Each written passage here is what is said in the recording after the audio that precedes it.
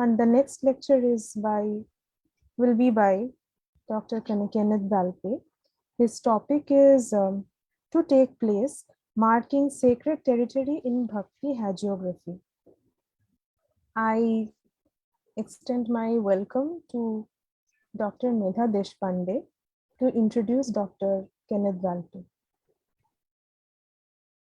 Thank you. Namo Namaha. A very good evening to everyone. It's a proud privilege to me to introduce Dr. Kenneth Valpey. Dr. Kenneth Valpey is a research fellow at the OCHS, where he is a coordinator of the Bhagavata Purana research project. Together with Professor Ravi M. Gupta, he has edited a volume of articles and translated a volume of selections from the Bhagavata Purana. Both volumes published by Columbia University Press. Dr. Valpey is also a research fellow at the Oxford Center for Animal Ethics, OCAE, where he has written and lectured on non-violence and environmentalism, as well as on the application of yoga principles and practices for animal-human relationships and animal protection.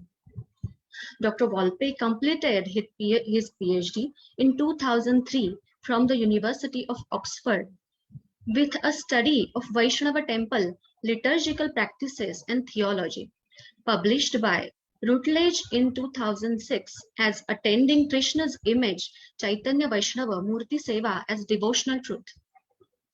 Dr. Valpey has taught courses on Indian religion and culture at the University of Florida, Gainesville, at Chinese University of Hong Kong, and at the University of Pula, Croatia.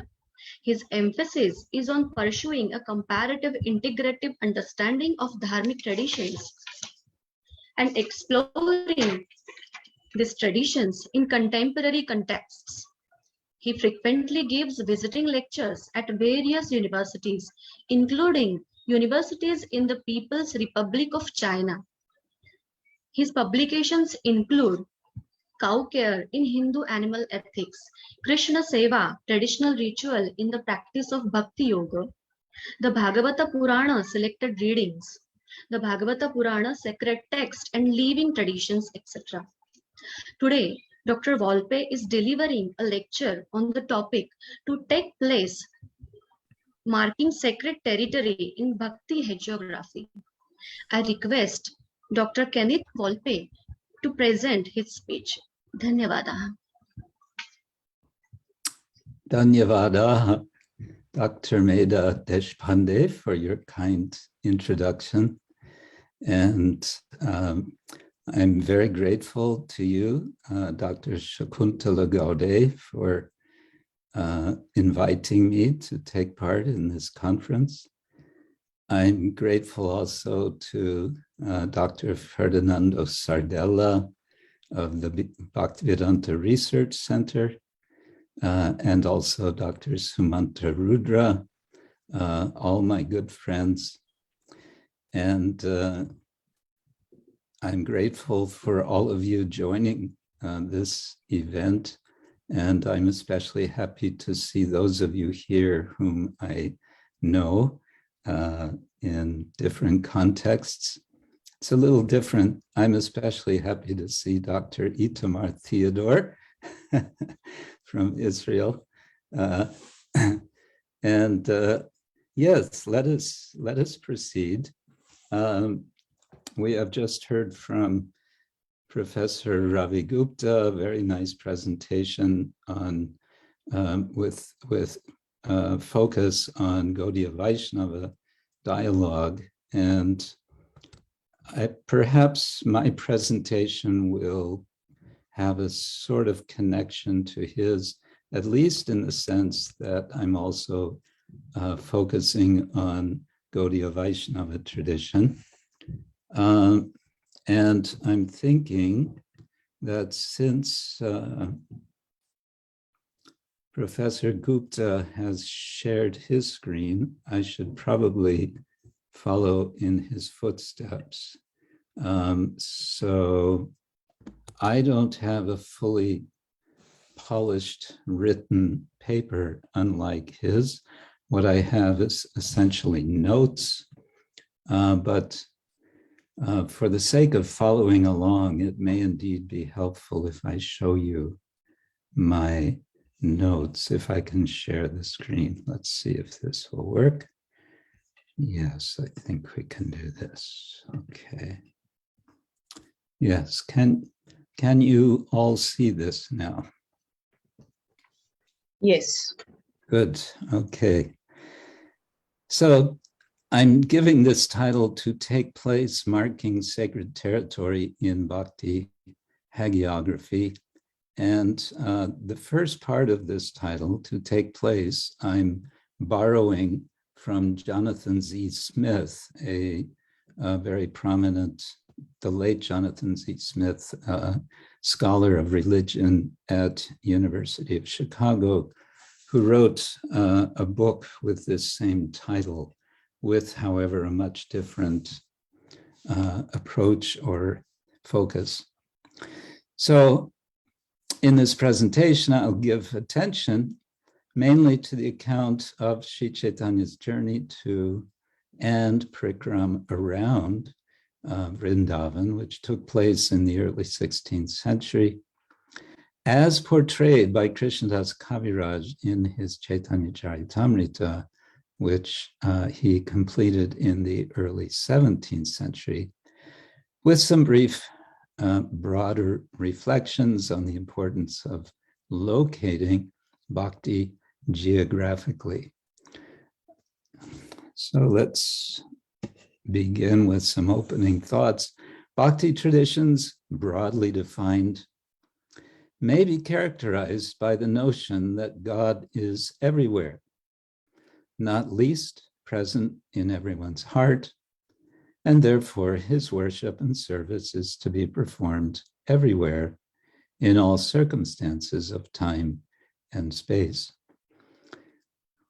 Inclusiveness is a feature of this perspective on the nature of bhakti, a feature shown in many ways, for example, the prominence of vernacular language use in bhakti traditions, but also suggested by numerous Sanskrit shastric statements. On the other hand, we see that bhakti traditions typically are very concerned to establish and maintain sacred geographies, with specific locations designated as particularly special or unique. And so we may see a kind of tension here, which hopefully is a creative tension between these two different aspects of bhakti traditions. And I think they deserve tradition to understand something of the dynamics of this polarity. So I want to keep this polarity sort of in mind as I approach the subject. To this end, as a small contribution to this issue of sacred place in bhakti traditions, here I focus on this single early 17th century hagiographical account of Sri Chaitanya's pilgrimage to Vrindavan from Jagannath Puri. This is Krishnadas Kaviraj Goswami's account in chapters 17 and 18 of Madhya Lila of his important masterpiece, the Chaitanya Charitamrita. In this account of taking place or claiming sacred territory, I'm especially concerned with how Kaviraj Goswami portrays Sri Chaitanya Mahaprabhu's interaction with nature and with the human world as he encounters them both en route and in Vrindavan, the central, most important place of Krishna Lila for the Gaudiya and other Vaishnava traditions. And I might mention here that this perhaps exposes my concern. I do have these kind of two engagements, one with the Oxford Center for Hindu Studies, the other with the Oxford Center for Animal Ethics. So I've been thinking a lot about this intersection of broadly speaking, Hinduism, more specifically Gaudiya Vaishnavism, and a concern for how humans relate with animals, and more broadly, with the natural world as a whole. I will focus on three particular moments in this account, each highlighting important elements of a composite vision of how Krishna Bhakti takes place, and in so doing, is meant to cherish and preserve place, wherever it may be, as sacred place of divine Leela. And I should mention here that hagiography has a definition. It's a type of biography that, quote, denotes the writing or study of the lives of the saints, or a book containing such lives in which history is not a primary concern. Now, there's an issue here. Can we call Chaitanya Charitamrita hagiography, or should we call it sacred biography? Yes, Joseph O'Connell wrote an entire article on this question. We may also ask how Krishnadas Kaviraj's account illuminates or is illuminated by Jonathan Z. Smith's arguments in his book To Take Place Toward Theory in Ritual. He quotes from Claude Levi-Strauss, all sacred things must have their place. We may ask why. He says, being in their place is what makes them sacred. For if they were taken out of their place, even in thought, the entire order of the universe would be destroyed. So a question that we could ask is whether this is true in the case of Krishna Bhakti as understood, especially in the Gaudiya Vaishnava tradition. In any case, my main interest is to consider how this description of a saint's pilgrimage can serve present environmental concerns. And here I'm prompted by Edith Viskagrod's work, Saints and Postmodern Ethics. This is a monograph which argues that hagiography can serve as a source of inspiration for ethical behavior, source of inspiration and guidance, I should say. A bit more about hagiography specifically in North India bears mentioning.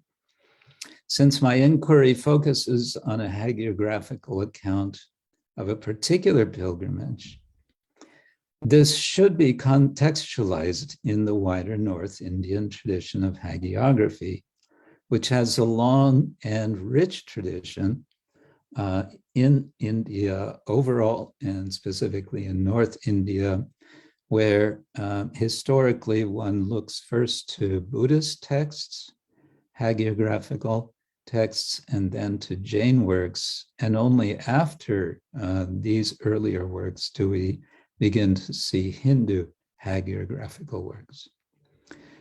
William Smith, who wrote another monograph on this subject, has said the need for a hagiography for Bhakti traditions was created by the very nature of devotional movement. An interesting point. An important precursor hagiographic genre is about the Vaishnava alvars.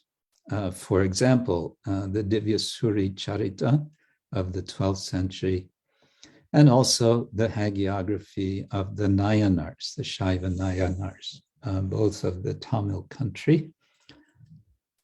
For my topic, significantly, the poetry of the alvars is full of descriptions of sacred places, specific physical images of Narayana in specific temples. And I dug up one example of this just last night.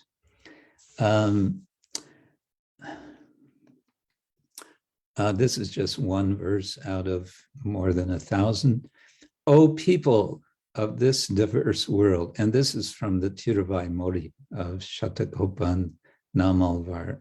O people of this diverse world, move about all over, dancing and singing the praise of lovely Kurukur. And Kurukur is a particular place, surrounded by stately mansions where lovingly resides Lord Atipiran, or Vishnu, of auspicious and abiding qualities, who created both you and the deities you revere. North Indian hagiographic literature generally shows what may be considered a paucity of literary quality, possibly intentionally so in some cases.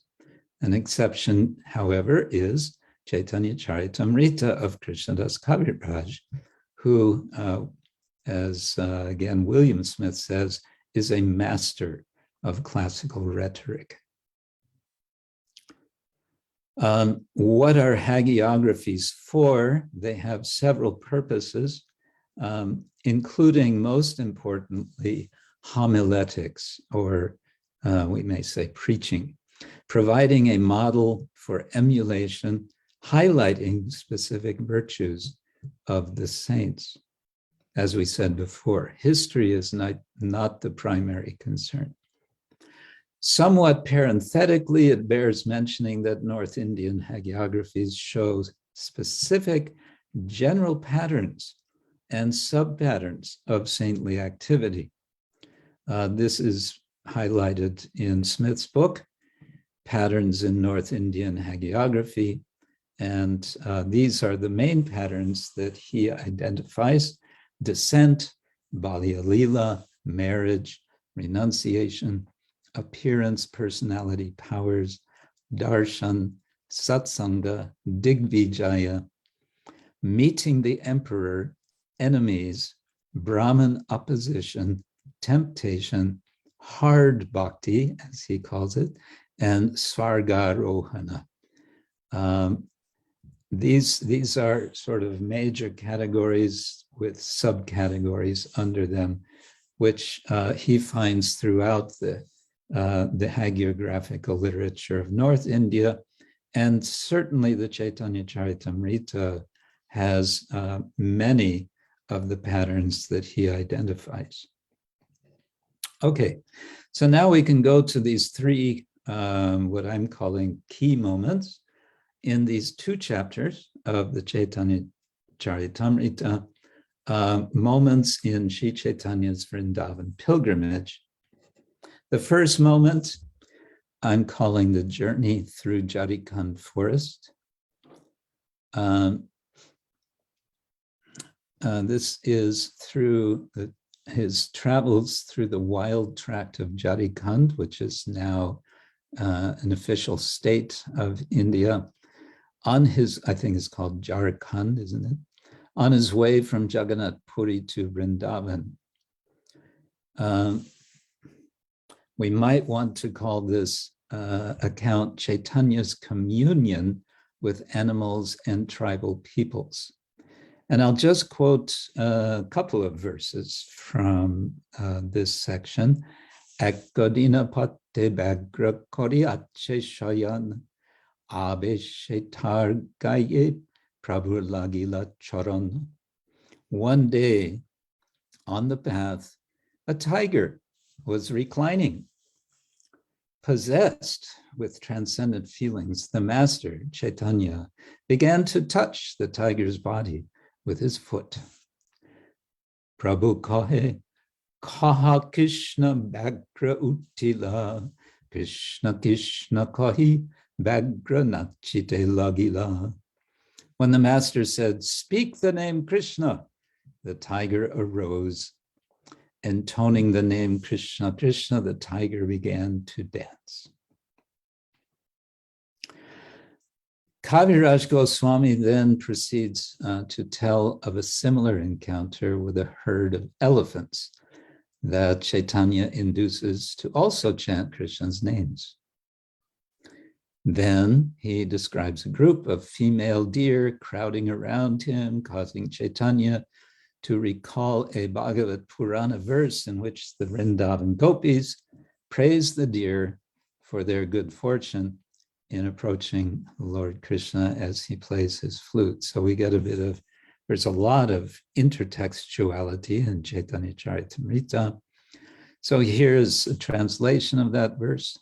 Blessed are all these foolish deer, because they have approached Maharaj Nanda's son, who is gorgeously dressed and is playing on his flute.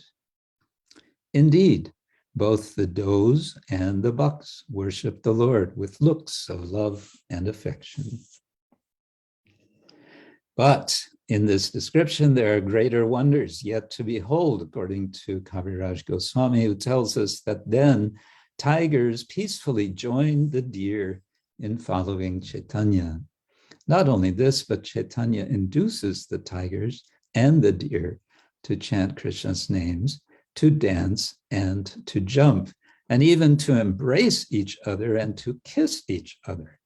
Bagramriga annone kore alingan mukke mukkadiya kore annone chumban. All of this fun, as Kaviraj Goswami calls it, inspires Chaitanya Mahaprabhu to regard his present location, far from physical Vrindavan, as Vrindavan. And thus he quotes from the Bhagavad Purana, Yatra Naisarga Durvaira Sahasanri Mrigadaya Mitrani Vajitabasa Tarut Tarshanadikam. Vrindavan is the transcendental abode of the Lord. There is no hunger, anger, or thirst there. Though naturally inimical, human beings and fierce animals live together there in transcendental friendship. Krishnadas Kaviraj continues with further details of Chaitanya's communion with a variety of animals, as well as his uplifting encounter with tribal forest residents, the Bhils.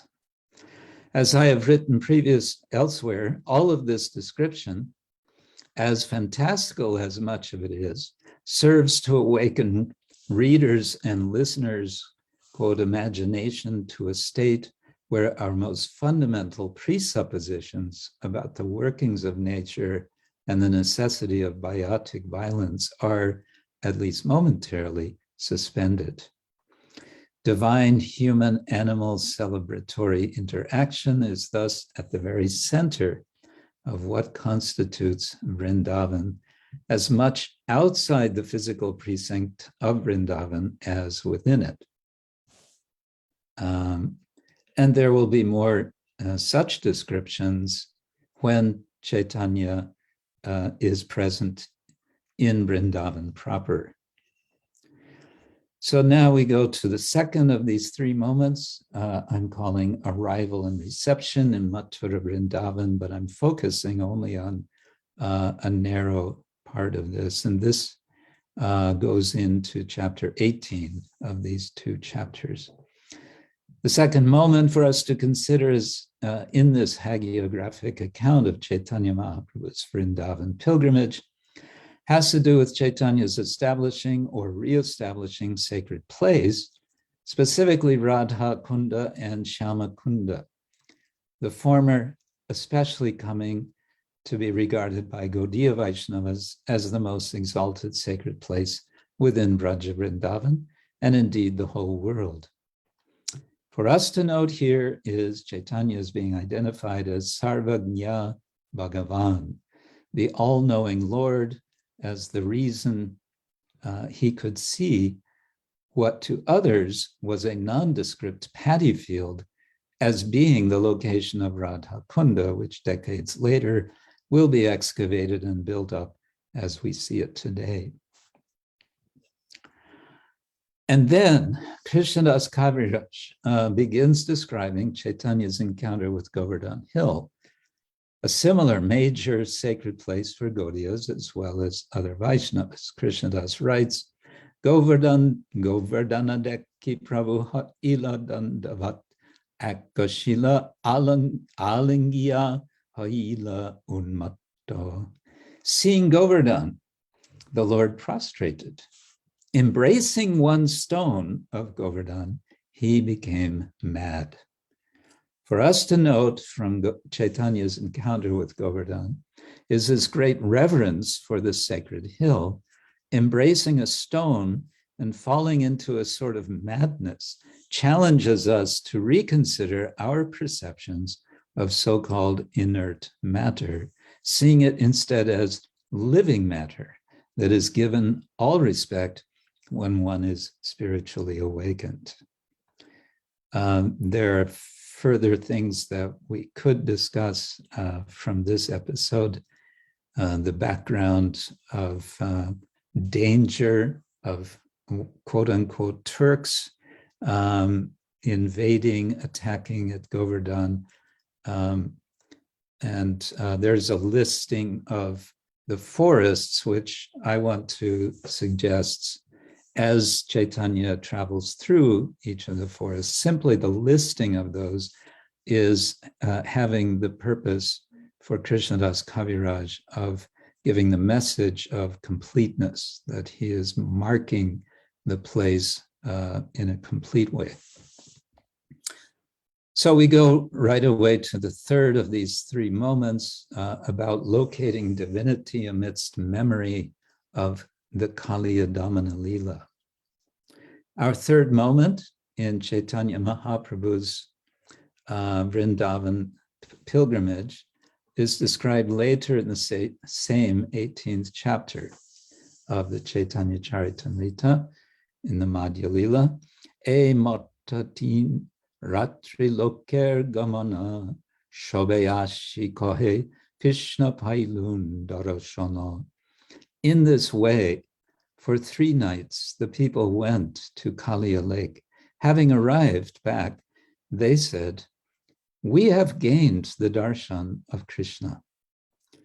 So the story here is that Krishnadas Kaviraj is reporting that the folk, the locals of the Braj area, Vrindavan, would go to the lake Kaliyadaha, which is known as being the place where, at the time of Krishna's presence, he encountered and fought with and subdued this terrible multi-headed snake. Now, when everyone is going there, they are seeing a light at night on the lake, and they are taking this to be Krishna appearing. And then they are coming and they're reporting this to Chaitanya Mahaprabhu. We have seen Krishna. There's sort of a double or triple irony in all of this. What is interesting for us here is how Krishnadas Kaviraj enfolds his message of Chaitanya's divinity as Lord Krishna himself within readers' and listeners' awareness of the Bhagavata Purana's account of Krishna subduing the multi-headed snake that had been causing deathly pollution in Vrindavan. Thus, we can understand that the self-same Lord Krishna who acted decisively to bring an end to the environmental pollution in Vrindavan of his time has now come again to Vrindavan in the guise of a devotee, a Krishna Bhakta. If the Lord himself comes back to Vrindavan as Krishna's devotee, it would suggest that present-day devotees of Krishna pay particular attention to the mood and behavior of this, I'm putting in quotes, devotee, namely Chaitanya Mahaprabhu, to reflect on how he claimed or reclaimed this central place of Krishna Bhakti enactment, but he did so with utter respect and indeed celebration of all the flora and fauna of this land. And the details of that, of course, are elaborated in these two chapters. So I have some concluding thoughts or reflections, and it looks like we'll have plenty of time for discussion or ending early if there's not some discussion. But let's see. For the Gaudiya Vaishnavas, bhakti is enacted in wandering and remembering as a search for the lost, the separated, beloved Lord of one's life. This enactment brings one, or ought to bring one, in communion with all beings, locating one in a place that is sacred, not in the sense of taboo or set apart, which is sort of the standard understanding of sacred in the scholarship on religion, but rather as a place of eternally expanding living beyond the confines and miseries of birth and death. A second point is that Krishnadas Kaviraj's Chaitanya Charitamrita, as a Gaudiya Vaishnava hagiography of its most revered and founding personality, Sri Krishna Chaitanya, offers an opportunity to deepen our understanding of place as sacred. As a model of bhakti behavior in Krishnadas's hagiographic representations of Chaitanya, we can draw ethical guidance, even and especially in this postmodern age of entrenched relativism, as Edith Viscagrod argues. Viscagrod shows that such relativism and consequent apathy is transcended in representations of saints that emphasize and highlight their selflessness and care for others. This, I would argue, is what Krishnadas Kaviraj has accomplished in his Chaitanya Charitamrita, in particular in his account of Chaitanya's pilgrimage to and throughout the forests of Vrindavan. And then further focusing on the importance of Vrindavan for Krishna Bhaktas, we may note that, again, following J.Z. Smith in his book To Take Place, Toward Theory and Ritual, the stability of space rendered into devotional place serves to anchor Krishna Bhakti in such ways as to generate and intensify its emotional power to engage people over extended time. This devotional place is integral and complementary to the sonic world of Krishna Bhakti expression as Kirtan or Sankirtan. Kirtan or Sankirtan, as the sonic world is, in turn, the embodiment of Krishna Bhakti expression that extends sacred space, even as it localizes sacred space wherever in the world it is performed. Thus, Krishnadas Kaviraj Goswami's hagiographic account of Sri Chaitanya Mahaprabhu's pilgrimage to Vrindavan, particularly the episodes of his communing with the flora and fauna of Vrindavan, and even prior to reaching Vrindavan, serves both purposes, namely of turning space into sacred place and extending sacred place to the entire world. It is particularly for this reason that Kaviraj Goswami's work is so important for those who seek to practice Krishna Bhakti in a comprehensive way. Sri Chaitanya Mahaprabhu's reported devotional interactions with flora and fauna on the way to and in Vrindavan deserve to be highlighted as aspirational tropes for an activation of environmental consciousness rooted in bhakti. And one thing I want to emphasize, I want to emphasize this point in view of current environmental breakdown, not least in Vaishnava's sacred places, and not least in Vrindavan itself, which in recent years has seen an exponential influx of visitors and burgeoning residential population that shows no indication of slowing down. And then related to this is something I just read a few days ago. An interesting consequence of this buildup of the built environment would seem to be encouraging, namely the recent announcement that the Union Ministry of Road Transport and Highways of India will spend 5,000 crore rupees to improve the 256 kilometer of Braj's Chaurasi Kos Parikrama Marg with a 5.5 meter wide walkway with grass and tiles and amenities around the entire Braj area. 5,000 crore rupees, I'm told, would be equal to 80 million US dollars.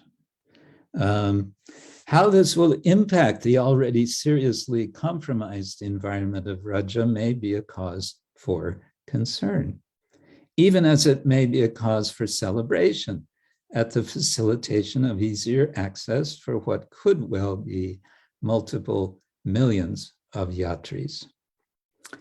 And again, for me, this development shows a need for hearing the likes of Krishnadas Kaviraj's account of Sri Chaitanya's devotion permeated honoring of all Vrindavan's creatures in the course of his Vrindavan pilgrimage.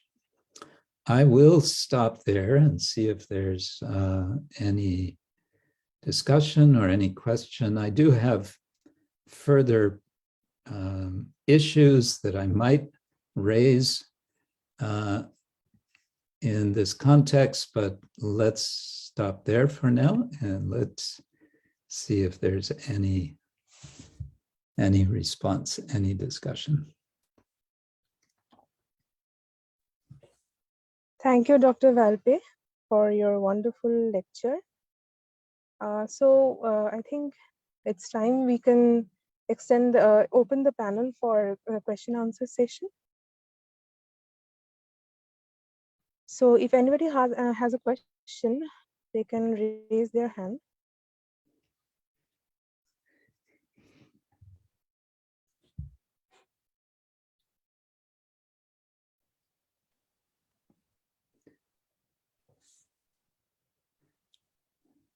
Everyone's quiet because it's getting a little late there in India.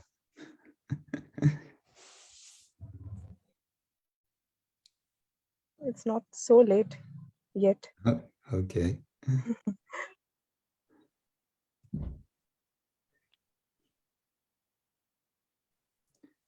If anybody has a question, please come up with your questions. Question or comment, if you have any comment, yes. Maybe I left everyone confused, too confused to know what to ask.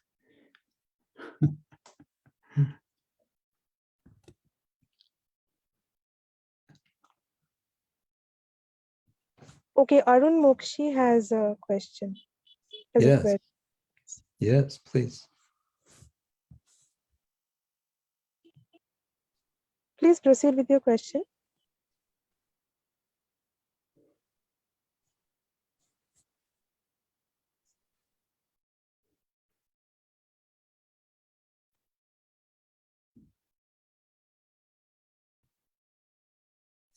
We have another question. I'm reading from the chat box. Mm-hmm. Hello, am I audible? Yes, you're audible. I'm Dr. Arun Mukashi, speaking from Pune. Hello. Yes. Sir, in various universities, Hinduism is taught in other universities. So in UK and US.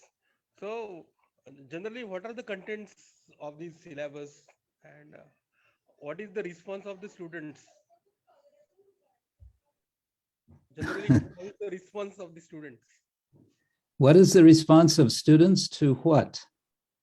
They all teachings about Hinduism or the teachings of Prabhupada. Oh, I see. Okay, that's an interesting question, which is kind of calling for a general response, which is very difficult to supply because we get many different sorts of response. Perhaps what would be relevant, though, and it's not so directly tied to what I've just presented, but that's okay as well.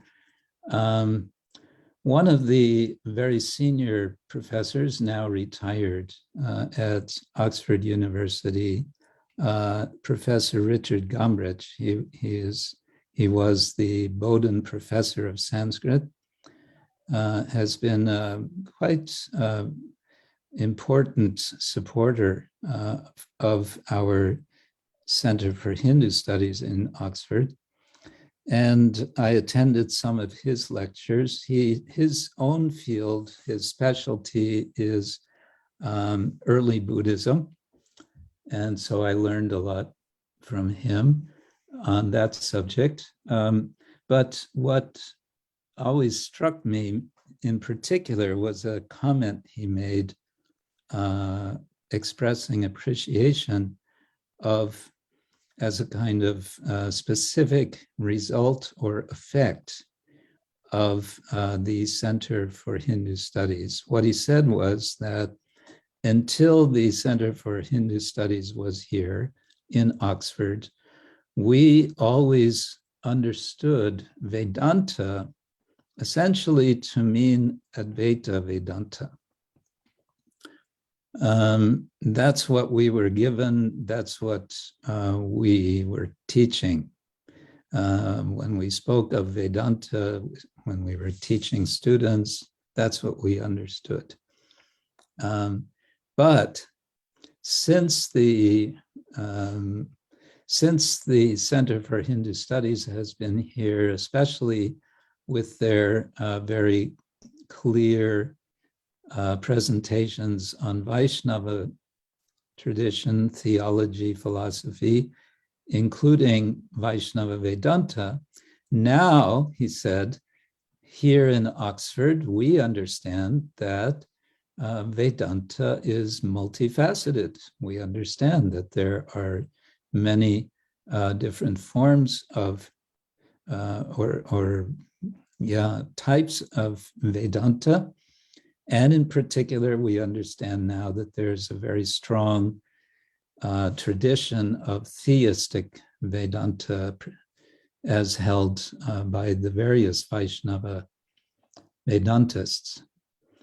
So that would be one particular response that we've seen. Beyond that, I would say it's variegated. I have seen young people, young students who, when they are exposed to this tradition, they become very inspired and they want to go more deeply. They take up further study. I've even experienced in Hong Kong where someone decided, yes, this is actually how I want to live. I want to practice Krishna Bhakti. So that can also happen. I've also seen, well, we've seen over the last 30 years, I would say, we've seen a lot more, I would say, nuanced and better representative publications on Hindu traditions, broadly speaking, also Vaishnava traditions more specifically. And we see this even in in the bookstores, I've seen in Oxford, I've seen elsewhere. There are journals now, the Journal of Hindu Studies, which we in our center are essentially organizing, although it's published by Oxford University Press. There's also the International Journal of Hindu Studies. There are 2 or 3 others. There's the Journal of Dharma Studies, which just started, 2 or 3 years ago. And in these peer-reviewed academic journals, we're getting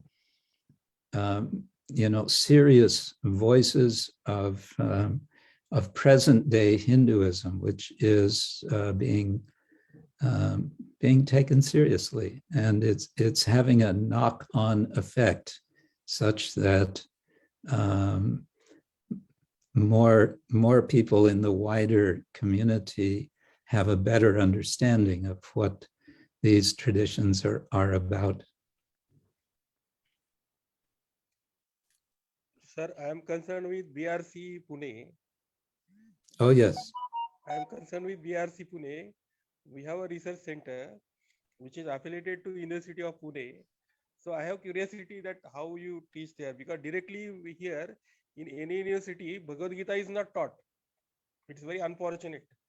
So we are very curious about how it is taught in your university. That's why I asked the question. Thank you, I sir. see. Thank you. Okay, thank you. Thank you. I mean, it's always a challenge, especially in present-day India, where there is this concern of what is understood to be the secular orientation of the government. And in fact, the Indian Constitution specifically says this is a secular state. But what I want to say is in the last 15 or 20 years, there's been some significant steps, and I think this is something Dr. Sardella could say more about, significant steps in India of recognizing that it's possible to study religion in an academic way, which is not threatening to any particular religious community. Right. I'm sorry, I didn't hear. Yes, sir. Yes, sir. Definitely. Yeah. So what is, as we speak, I would say this is something that's being developed in India gradually, and the Bhaktivedanta Research Center is right there in the forefront of exploring just how this can be done in appropriate ways, which is respecting, honoring, and properly representing the tradition, and at the same time is respecting other traditions, respecting the notion of the secular public space, and so on. But that's about all I can say. I'm speaking in very general terms. I don't know. Ferdinando, do you want to say something about this? I know you've been right in the middle of this.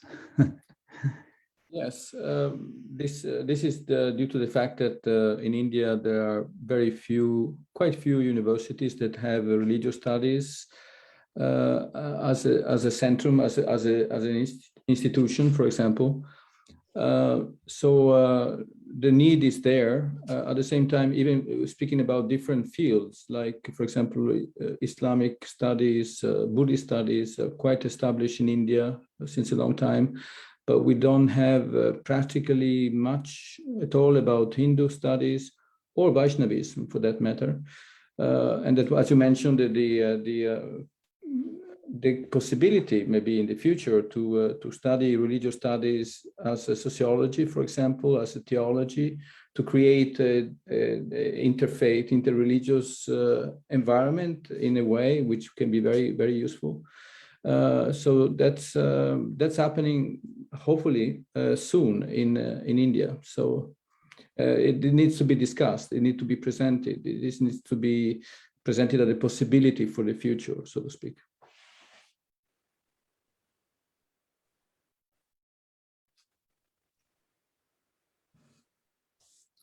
Yes, it's an ongoing process, and I think it's particularly interesting that we have the Bhaktivedanta Research Center now in Pune. This is, I think, the latest avatar of we have in Mumbai, we have in Pune now, and the first center has been in Kolkata. So this is a very good development, certainly. And I think in our own lifetimes, we can see significant results from this, positive results. Oh, speaking of Bhagavad-Gita, you raised the issue. This is something more I wanted to mention. The idea of teaching Bhagavad-Gita. So there's an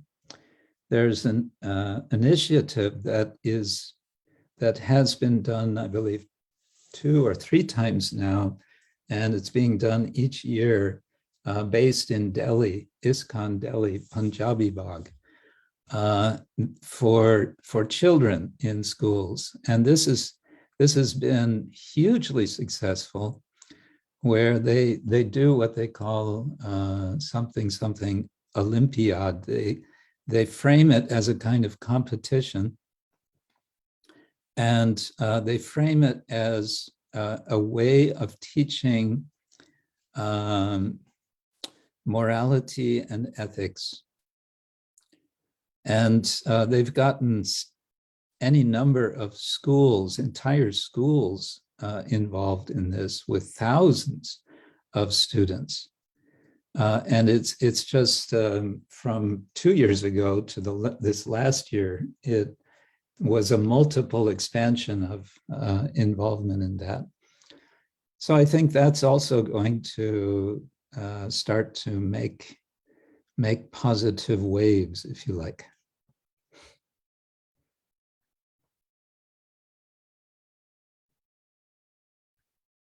Mm-hmm. So let's see, what else? We have more questions, Dr. Yes. Valpey. Yes. Mm-hmm. Yeah. This question is from Shweta ji. What, according to you, be the ideal solution for Braj?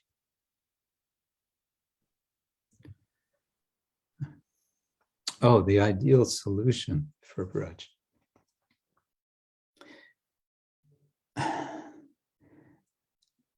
I don't think there's a simple solution for Braj. It is an interesting situation, because what was a fairly, how to say, not so much visited place. When I first went to Vrindavan was 1978, and it was kind of a dusty village. And now it seems like it's becoming a suburb of Delhi. It's exploding, and the number of visitors to Vrindavan annually, it's been said, is greater than the number of visitors to the Taj Mahal, whatever that number is, but it's certainly millions of people. And whenever you get numbers of people in one place, it has its effect on the environment. I would say the first step is education. I think that's the first step in so many things. It's about educating behavior. It's about imbibing in people the understanding that this place that you're coming to is a sacred place. And what does that mean? That means if you really want to get the full benefit of being there, you have to you have to be extremely careful about how you behave in terms of how you act, even what you say, how you act in relation to other people, in relation to all living creatures of this land. And if you do this properly, it's for your benefit, because you are going to be, after leaving Vrindavan, you're going to be a different person, and you'll be able to influence others in positive ways that can be beneficial for wherever you live, for the environment.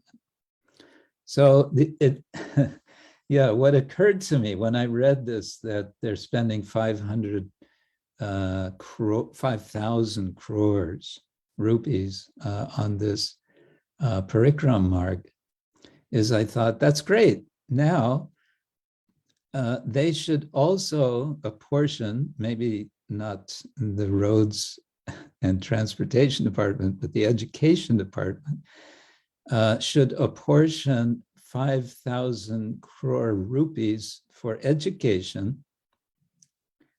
And this could be focused on Braj, or maybe more broadly, specifically on environmental education.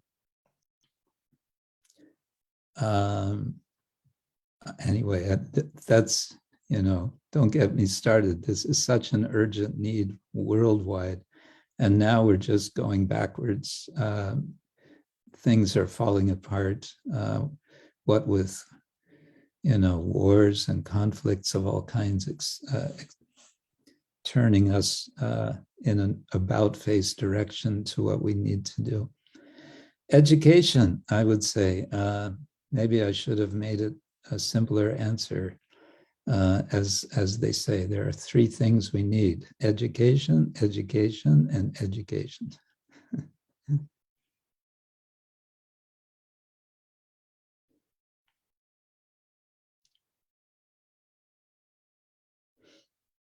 Okay, we have one last question for you. Yes. Julia Walker has raised her hand. Mm-hmm. Would you please proceed with your question?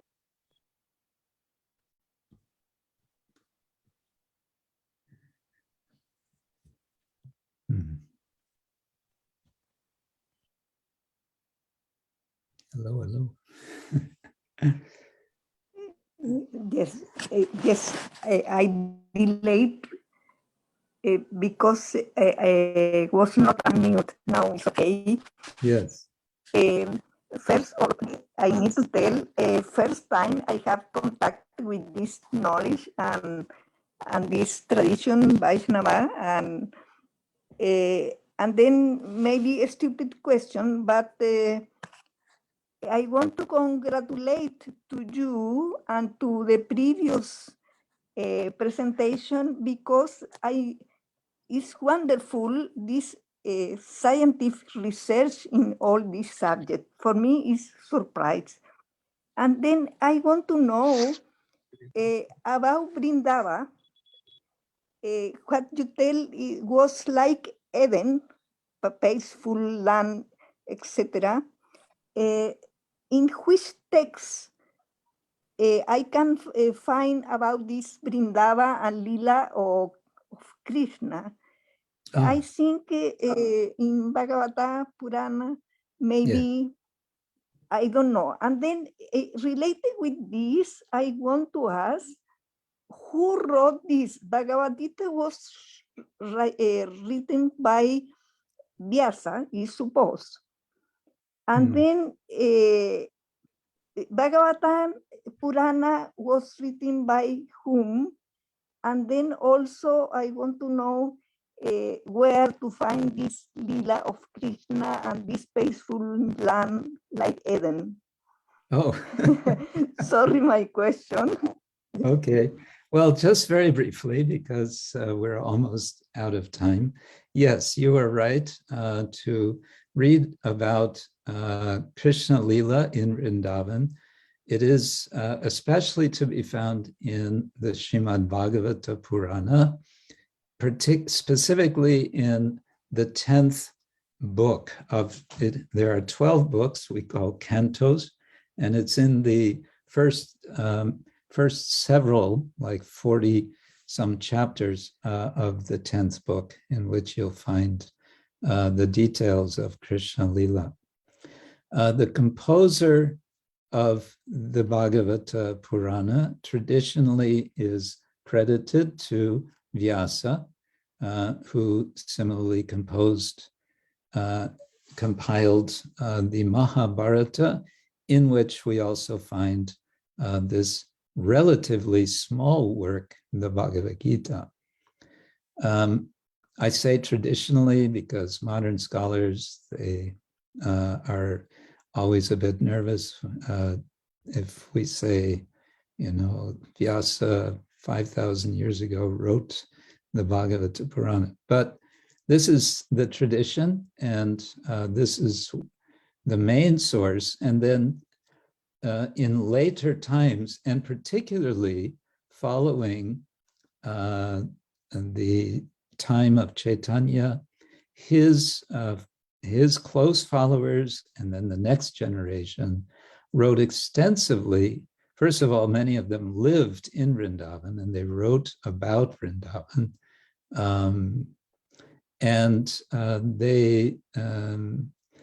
Yes, the next generation wrote about this practice of Parikrama, of circumambulating, of walking around Vrindavan. This we find in a particular text, the Bhakti Ratnakara, which is originally in Bengali, but there is a translation of.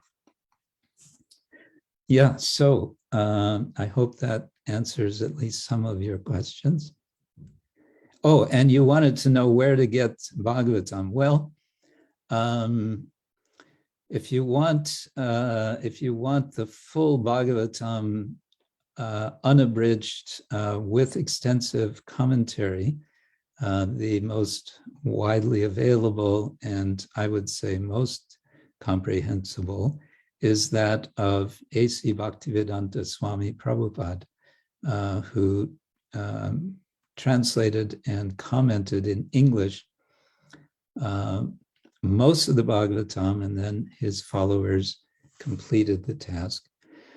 For summary, actually selections and then summaries of the entire Bhagavatam is the book which I myself, together with Dr. Ravi Gupta, prepared, which is published by Columbia University Press. This is simply called The Bhagavata Purana, Selected Readings.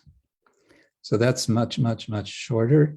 We have made selections.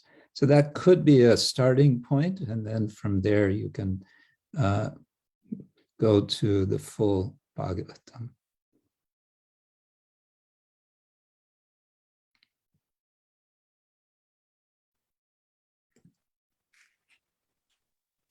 So thank you, Dr. Valpey. I think we don't have any more questions. Yes. Yes, thank you. Thank you for a wonderful lecture.